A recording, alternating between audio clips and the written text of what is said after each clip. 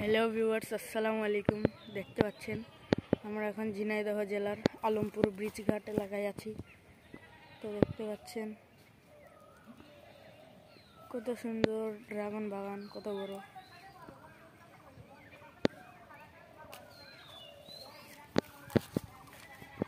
অনেকগুলো ড্রাগন বাগান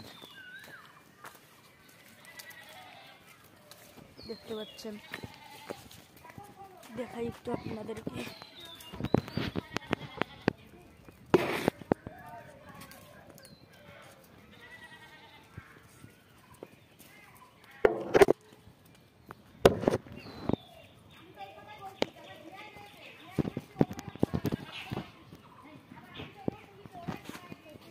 ঝিনাইদহ এলাকা কত সুন্দর।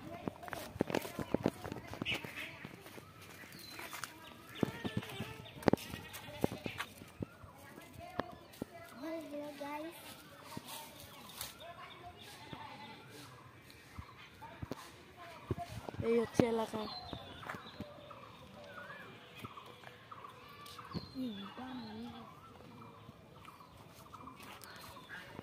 আবার এই যে দেখেন টমেটো গাছ,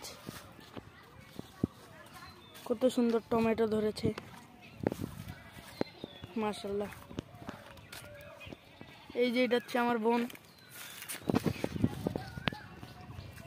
এই যে আমার আপু,